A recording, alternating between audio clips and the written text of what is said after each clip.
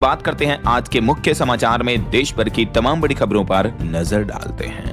और देखिए कुछ अपडेट छठ पर्व को लेकर, छठ पूजा को लेकर इस बार यूपी के भी कई जिलों में सुरक्षा के अतिरिक्त प्रबंध किए गए हैं। न सिर्फ भारत और यूपी बिहार जैसे राज्यों में, बल्कि देखिए आप ऑस्ट्रेलिया, अमेरिका समेत दुनिया भर के कई देशों में छठ पूजा की बड़ी धूम देखने को मिल रही है। देश की राजधानी दिल्ली में 1300 घाटों पर, तो वहीं मुंबई में 83 घाटों पर छठ पूजा देखने को मिली। मध्य प्रदेश भोपाल में छठी मैया के मंदिर का लोकार्पण भी किया गया। ये छठ महापर्व से जुड़ी कुछ तस्वीरें आप देख सकते हैं। इस दरमियान एमपी भोपाल में छठी मैया के मंदिर का उद्घाटन हुआ और ये वाराणसी के 84 घाटों पर लाखों की संख्या में लोगों ने पूजा की। ये केरल के एर्नाकुलम की तस्वीरें हैं। दिल्ली के भी 1300 घाटों पर छठ पूजा देखने को मिली। और ये देखिए तस्वीर विदेशों की, ऑस्ट्रेलिया के मेलबर्न में छठ पूजा के लिए प्रसाद बनाती महिलाएं, और ये अमेरिका के ह्यूस्टन में संध्या आरती को लेकर झील को भी सजाया गया है। बोर्ड भी लगा जिस पर लिखा है छठ ह्यूस्टन। तो दोस्तों कुछ यूं देश और दुनिया भर में छठ महापर्व की धूम देखने को मिल रही है। कुछ और अलग अलग राज्यों के हालात देखिए आप। उत्तराखंड में भी छठ पूजा के दौरान हरिद्वार, देहरादून में घाटों पर भीड़ लगी। 10 शहरों में संध्या आरती दिया गया। ठंड के बीच नदियों और तालाबों में खड़े रहे लोग।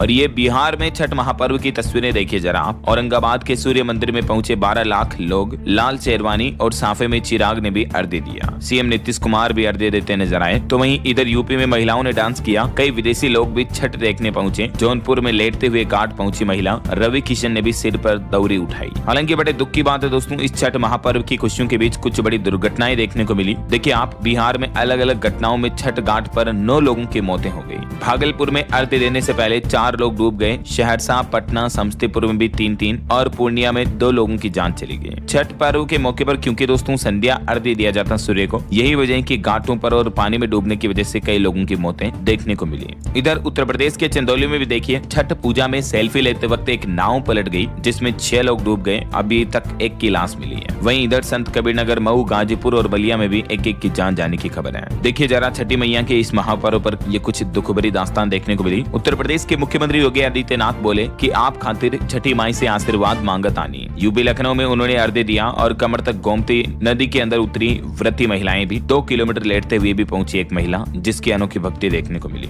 और दोस्तों छठ महापर्व पर आज 28 अक्टूबर को कुछ जगहों पर तो सार्वजनिक अवकाश भी रहेगा। स्कूल, कॉलेज, सरकारी दफ्तर वगैरह बंद रहेंगे। जैसे यूपी कानपुर महानगर में कंप्लीट छुट्टी घोषित की गई है। लोक आस्था के महापर्व छठ पूजा के मौके पर प्रशासन की तरफ से ये अवकाश घोषित किया गया है। तो छठ महापर्व पर लगभग 36 घंटे से कई महिलाएं निर्जला व्रत रख रही हैं। तो फिर बीती शाम को अस्ताचल सूर्य को अर्घ्य देकर माताओं बहनों ने अपने व्रत का पारण किया। और अस्ताचल गामी सूर्य को अर्घ्य देने के साथ ही छठ का तीसरा दिन कुछ यूं संपन्न हुआ। अब आज छठ पर्व का चौथा दिन रहेगा। इस दरमियान उषा अर्घ्य का समय रहेगा। 4 दिनों तक चलने वाले इस छठ महापर्व का आखिरी दिन आज संपन्न होगा और सुबह उगते सूरज को अर्घ्य दिया जाएगा व्रती महिलाओं द्वारा। ठीक है, तो आप सभी देशवासियों को छठ महापर्व, छठ पूजा की ढेर सारी हार्दिक शुभ मंगल कामनाएं। और चलिए आगे बढ़ते हैं अपन खबरों में। देखिए पहली बड़ी खबर किसान भाई लोगों को लेकर अपडेट आ रहा। पीएम किसान सम्मान निधि योजना की 21वीं किस्त अगले महीने नवंबर में जारी होगी। प्रधानमंत्री नरेंद्र मोदी करीब 10 करोड़ किसानों के खाते में 2-2 हजार रुपए ट्रांसफर करेंगे। इस योजना के तहत आपको पता होगा हर साल किसानों को 6-6 हजार रुपए दिए जाते हैं केंद्र सरकार की तरफ से। तो इस योजना की अगली किस्त को लेकर केंद्रीय कृषि मंत्री शिवराज सिंह चौहान ने कहा कि जल्द ही किसानों के खातों में ये 2 हजार रुपए की अगली किस्त जमा कर दी जाएगी। सभी राज्य सरकारों से अपील है कि वे आधार सीडिंग और ई-केवाईसी समेत अन्य औपचारिकताएं पूरी करके रखें। चलिए अगला अपडेट आ रहा कि देश में पहली बार होगा घरेलू आय का सर्वे।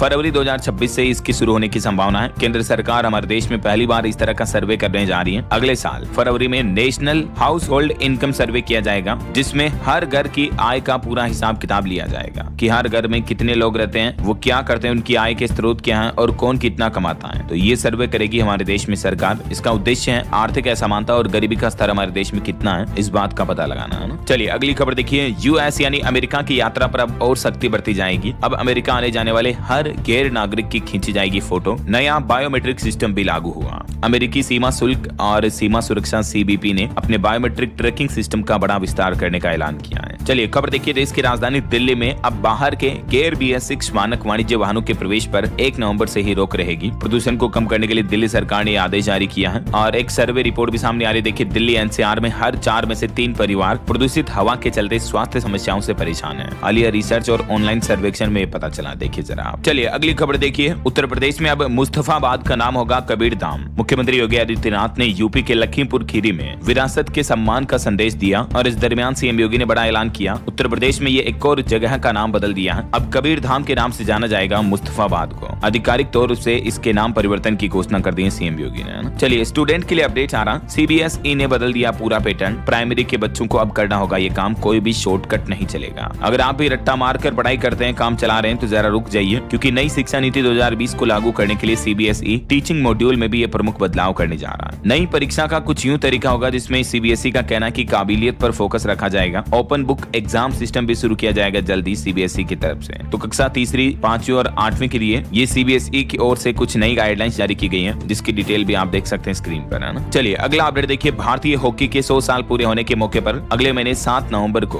पूरे देश में लगभग 7,800 मैदानों पर एक साथ महिला और पुरुष हॉकी मैच खेले जाएंगे। ये भी खेल मंत्रालय की बहुत ही अनोखी पहल है। इस ऐतिहासिक आयोजन को हॉकी राजस्थान ने करौली में आयोजित साधारण सभा में मंजूरी दी है, और इस दरमियान नया Guinness book of world record भी बनेगा कि पूरे देश में एक साथ हॉकी खेला जाएगा ना। चलिए अगली खबर देखिए। रूस ने किया दुनिया की पहली न्यूक्लियर मिसाइल का टेस्ट। राष्ट्रपति व्लादिमीर पुतिन बोले कि इसे कोई नहीं रोक सकता। आखिरकार अमेरिका, चीन समेत दुनिया के कई देशों के बीच जो खींचातानी चल रही है, इसके मद्देनजर रूस ने दुनिया को दिखाई अपनी परमाणु ताकत। असीमित रेंज वाली मिसाइल का सफल परीक्षण किया है रूस ने, और ये दुनिया की पहली न्यूक्लियर पावर्ड मिसाइल है जिसका टेस्ट रूस ने किया। बताया जा रहा है कि इसकी रेंज अनलिमिटेड रहेगी, तभी तो मैंने आपको बताया था असीमित रेंज होगी, अनलिमिटेड। ये दावा किया जा रहा। रूसी राष्ट्रपति पुतिन बोले कि इसे कोई भी डिफेंस सिस्टम नहीं रोक सकता है, और ये दुनिया की पहली न्यूक्लियर पावर्ड यानी परमाणु ऊर्जा से चलने वाली क्रूज मिसाइल है। इसका नाम रखा रूस ने बुरवेस्तनिक 9M739, जिसका सफल परीक्षण भी कर लिया गया है, और ये भी दावा किया जा रहा है कि इस मिसाइल की रेंज अनलिमिटेड रहेगी। Amazing, right. चलिए अगली बड़ी खबर देखिए दोस्तों। उत्तर प्रदेश, मध्य प्रदेश, बंगाल समेत इन 12 राज्यों में आज से शुरू होगा SIR। आज रात से ही फ्रीज हो जाएगी वोटर लिस्ट भी। जी हाँ, आज रात ठीक 12 बजे से